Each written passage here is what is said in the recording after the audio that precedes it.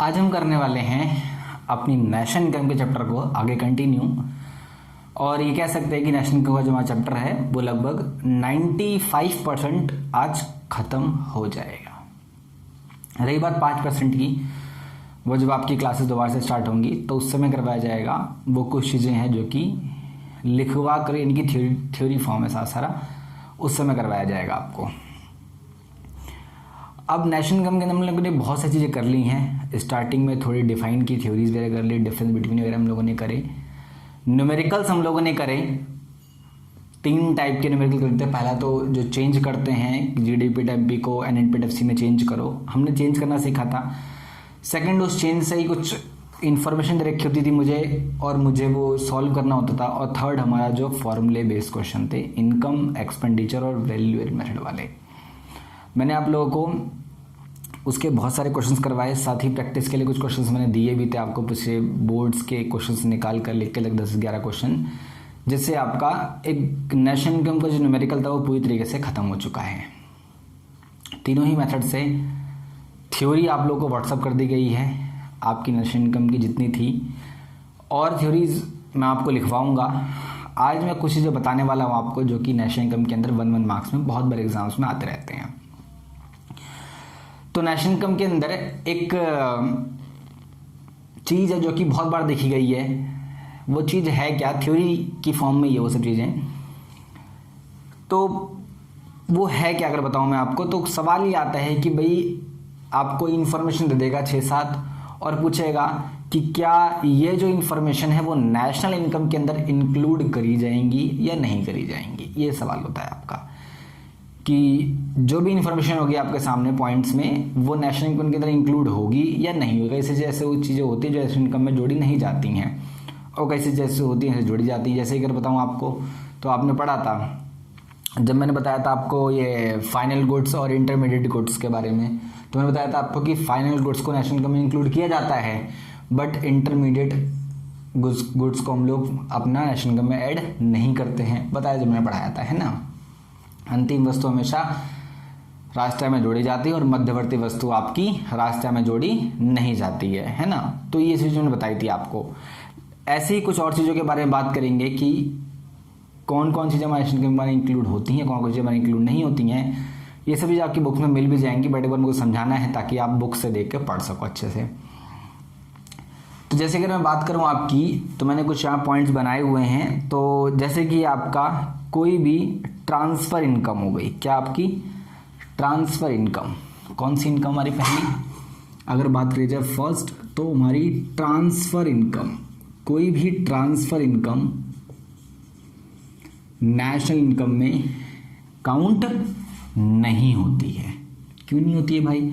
आप आओ उस दिन जब मैंने आपको थ्योरी लिखवाई थी डिफरेंस बिटवीन में, किस किस के ऊपर, फैक्टर इनकम और ट्रांसफ़र इनकम पे। मैंने बताया था आपको कि फैक्टर इनकम वो इनकम जो बंदा मेहनत करके पैसा कमाता है, जो बंदा मेहनत करके पैसा कमाता है, और किसी ने अगर मेहनत करके पैसा कमाया है तो वो नेशनल इनकम में काउंट करा जाता है। लेकिन ट्रांसफ़र इनकम क्या होती है? ट्रांसफ़र इनकम वो इनकम होती है जो हमें फ्री में मिल जाती है, जैसे स्कॉलरशिप वगैरह होता है हमारा, तो उसे हम कभी भी नेशनल इनकम में काउंट नहीं करते। क्लियर है आपको? दूसरी चीज़, सेकंड पॉइंट है आपका विंडफॉल गेन। विंडफॉल गेन, अब ये विंडफॉल गेन क्या है भाई? बारिश हो गई पैसों की, हवा चली, पैसा पैसा आ गया। मतलब क्या कि भाई विंडफॉल गेन का मतलब क्या होता है कि भाई आपके पास बैठे बिठाए पैसा आ रहा है यार, बैठे बिठाए पैसे, बिना कुछ काम करे लॉटरी निकल गई आपकी। तो ये सब क्या है? विंडफॉल गेन है। चल रहा पैसा आ गया, 10,000 रुपये पड़े वो मिल गए, तो ये सब क्या है? विंडफॉल गेन है। अगर ऐसी कोई भी अगर आपको इनकम होती है तो उसको नेशनल इनकम में काउंट नहीं करे जाते, क्योंकि आपको पता ही है ये हमारी ट्रांसफ़र इनकम है जो कि बिना मेहनत करे पैसा कमाया गया है। थर्ड आपका second hand goods. Second hand goods का मतलब बताता हूं मैं अभी आपको।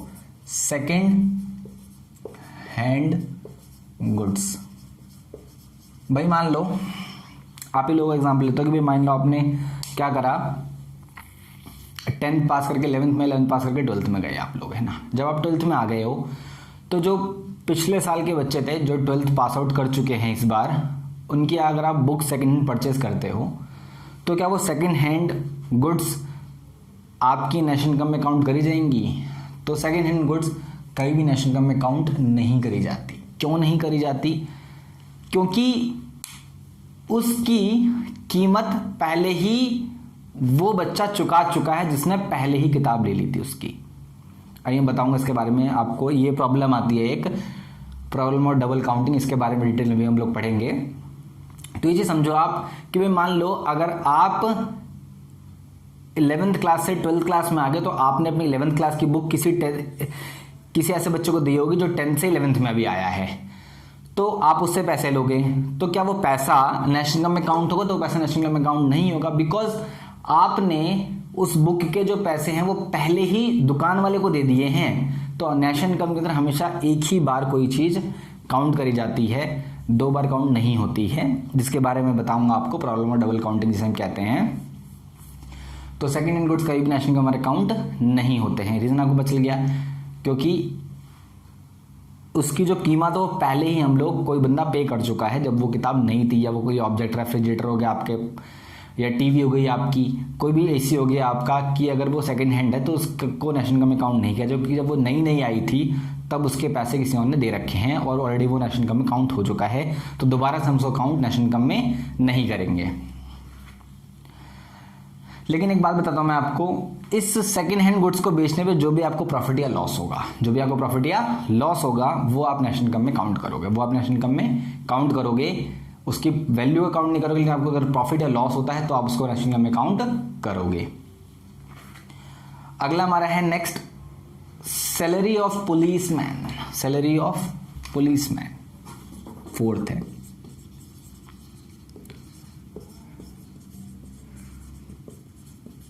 भाई पुलिसमैन की सैलरी को क्या नेशनल इनकम में काउंट करा जाएगा? तो भाई बिल्कुल काउंट करा जाएगा, क्योंकि वो मेहनत करके पैसा कमा रहे हैं और मेहनत करके कमाया गया पैसा हमारी फैक्टर इनकम होती है और फैक्टर इनकम को नेशनल इनकम में हमारा काउंट करा जाता है। नेक्स्ट हमारा क्या होगा? Indirect taxes. तो इनडायरेक्ट टैक्स को कहीं भी नेशनल इनकम में काउंट हम लोग नहीं करते हैं। नेक्स्ट आपकी हो गई स्मगलिंग समझते हैं? स्मगलिंग जो होती है, टीवी वेयर में देखा होगा आपने, स्मगलिंग करते हैं बड़ी बड़ी ट्रकों के अंदर, है ना, ऐसा माल, स्मगलिंग में ऐसा माल जो सरकार के नज़र में नहीं होता, प्रोडक्शन हुआ उस चीज़ का लेकिन सरकार को इसके बारे में नहीं पता और आप उसको बेच रहे हो, तो वो क्या स्मगलिंग है, आप कर रहे हो बिना इन्फॉर्मेशन के। तो स्मगलिंग को नेशनल इनकम में काउंट करा जाता है। ब्लैक मार्केटिंग, काला बाजारी अगर आप कर रहे हो, ब्लैक मार्केटिंग जो होती है वो आपकी नेशनल इनकम में काउंट होती है, क्योंकि ब्लैक मार्केटिंग क्या होता है कि भाई सरकार ने जिस चीज़ को मना किया है, सरकार ने जिस चीज़ को मना कर रखा है, आप उसकी मार्केटिंग कर रहे हो। सरकार ने मना कर रखा है कि आप ड्रग्स को नहीं बेच सकते, आप हथियारों को नहीं बेच सकते, ब्लैक मार्केटिंग आप कर रहे हो, तो वो काला बाजारी अगर आप कर रहे हो तो वो भी नेशनल इनकम हमारी काउंट करा जाता है। नेक्स्ट हमारा आता है थेफ्ट। अगर कोई चोरी होती है या चुराया हुआ कोई अगर माल होता है तो वो कभी नेशनल इनकम में काउंट नहीं होता, क्योंकि जिस आदमी ने खरीदा होगा उस टाइम उसके पैसे ऑलरेडी उसने दे दिए होंगे। आपके जो शेयर्स होते हैं, शेयर्स भी नेशनल इनकम में काउंट नहीं होते हैं, लेकिन अगर शेयर्स को बेचने पर या खरीदने पर प्रॉफिट या लॉस आपको हो रहा है तो वो काउंट किया जाता है। नेक्स्ट आपका इम्प्यूटेड रेंट, जो किराया मिलता है लोगों को या आप किराया दे रहे हो, तो वो नेशनल इनकम में क्या होता है, काउंट किया जाता है, क्योंकि किराया जो ले रहा है वो एक अपनी मेहनत से ले रहा है, मेहनत की कमाई, क्योंकि वो फैक्टर इनकम है। तो मेन क्या है, अगर आपको बताना है कोई भी चीज़ अगर ट्रांसफर इनकम है, फैक्टर इनकम है के बेस पर ही बताओगे आप कि भाई वो आपकी नेशनल इनकम में काउंट होगी या नहीं होगी। अगर वो फैक्टर इनकम है तो काउंट करा जाएगा और ट्रांसफर की तो काउंट हमारा नहीं करा जाएगा नेशनल इनकम के अंदर। तो ये कुछ हमारे 10 पॉइंट थे जो नेशनल इनकम में काउंट करे जाएंगे और हमारे नहीं करे जाएंगे। आगे बढ़ते हैं कुछ और पॉइंट्स के साथ। तो आगे हमारा कुछ पॉइंट है, आप खुद ही बताना, मैं लिखूंगा इन पॉइंट को, खाली बोलूँगा, आप मुझे बताना।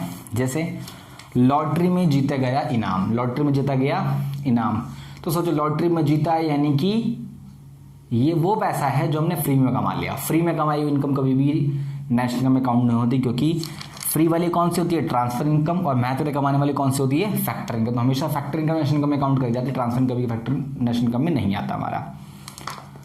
अच्छा, बिक्री का जो सेल टैक्स होता है आपका, सेल टैक्स जिसे हम कहते हैं इनडायरेक्ट टैक्स का एक पार्ट है हमारा सेल टैक्स, जो कि आपका आप जीएसटी के नाम पे आ गया है, तो वो नेशनल इनकम में काउंट नहीं करी जाती है। सेल टैक्स वगैरह नेशनल इनकम में काउंट नहीं, क्योंकि वो transfer income factor income part हमारी नहीं होती है।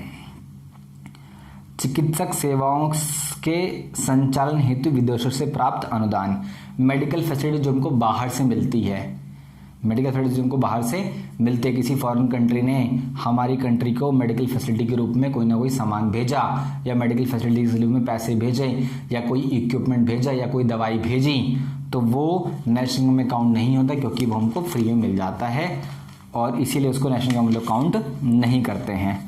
स्व उपभोग हेतु उत्पादित सेवाएं, आपने अपने प्रोडक्शन के लिए कोई चीज़ उत्पादन करी है, अपने लिए उत्पादन किया है, जो किसान अपने लिए गेहूँ वगैरह उत्पादन कर रहे हैं, तो वो नेशनल इनकम में काउंट नहीं होता, क्योंकि उन्होंने अपने लिए किया है, देश के कोई योगदान में नहीं है। यानी कि देश के पास की कोई कैलकुलेशन नहीं होती है कि आपने क्योंकि पर्सनल यूज़ के लिए उसको निकाल दिया है। बाकी शेयर्स का मैंने बता ही दिया, शेयर्स की चीज़ों को हम लोग इंक्लूड नहीं करते, बट उसमें अगर प्रॉफिट एंड लॉस हो तो इंक्लूड हमारा करा जाएगा, है ना।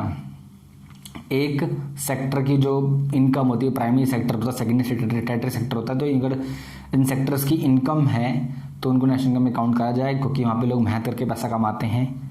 सेवानिवृत्त वृद्धों को दी गई पेंशन, जो पेंशन दी जाती है ओल्ड एज के लोगों को, ये जो रिटायर्ड लोग होते हैं, तो उनकी पेंशन को नेशनल इनकम में काउंट किया जाता है, क्योंकि उन्होंने एक टाइम पर मेहनत करी थी, उसका पैसा आज उनको दे रहे हैं। सरकार जो निःशुल्क शिक्षा दे रही है, गवर्नमेंट जो शिक्षा दे रही है, आपको एजुकेशन दे रही है, वो भी क्या है, आपकी नेशनल इनकम में काउंट होती है। फ्री में एजुकेशन जो दे रही है गवर्नमेंट हमारी, तो वो हमारी नेशनल इनकम में काउंट होती है, क्योंकि हमारा वो एक्सपेंडिचर का एक पार्ट होता है, खर्चा होता है हमारे, इसलिए।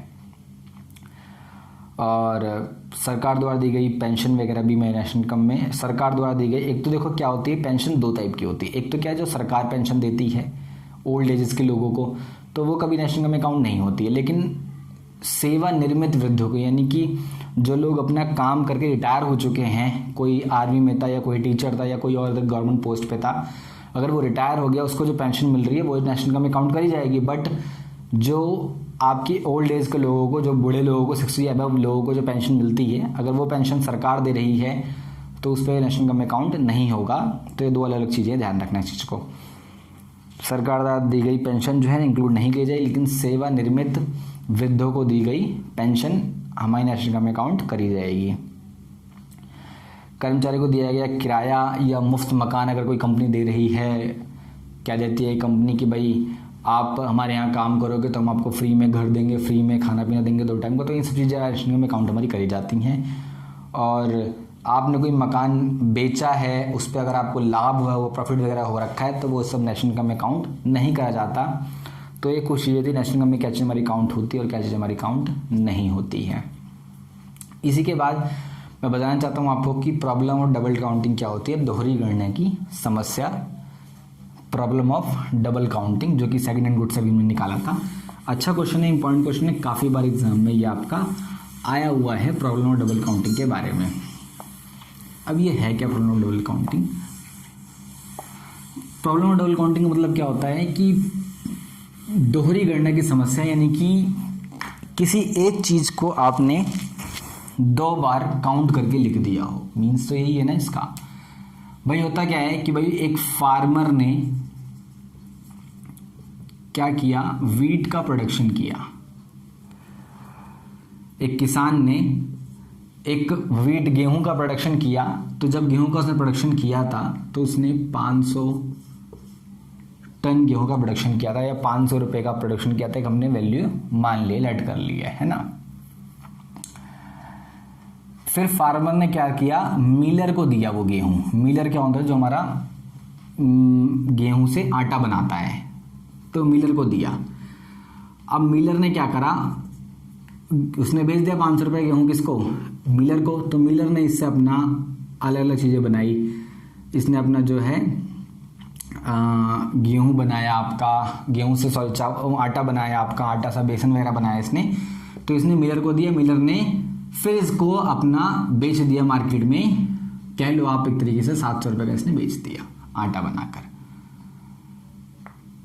और मिलर ने फिर किसको बेचा? बेकर को, जो बेकरी शॉप वाले हो, जो केक वगैरह बनाते हैं, तो केक वगैरह उसने बनाया और केक को उसने 1000 रुपये का बेच दिया। तो क्या ये तीनों नेशनल इनकम में काउंट होता है? नहीं, नेशनल इनकम तीनों काउंट नहीं होगा।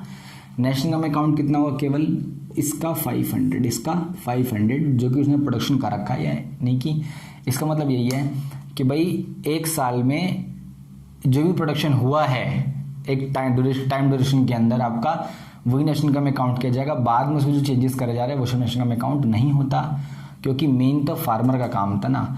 अगर आप देखो तो इसमें 500 तो फार्मर के ही है ना, मिलर के खाली 200 रुपये तो है हमारे पास, और इसमें तो 700 रुपये मिलर के हैं, बाकी 300 रुपये तो उसके लगे हुए हैं आगे के, शुगर वगैरह उसने ऐड कर जो बना रखा है। तो मेन कहा जाएगा तो केवल फार्मर का जुड़ेगा, यानी कि कहने का मतलब सिंपल यही है कि भाई प्राउड एंड डबल काउंटिंग में यही है कि एक चीज़ की जो वैल्यू एक बार नोट कर चुके हैं उसको दोबारा नोट हम लोग नहीं करेंगे, चाहे वो कितने ही प्रोसेस से आगे गुजर जाए। तो ये हमारा था प्रॉब्लम ऑफ डबल काउंटिंग, जिसके बारे में थ्योरी वगैरह है, बाकी जब हम क्लास स्टार्ट करेंगे उसके बारे में डिस्कस करेंगे बड़े अच्छी तरीके से।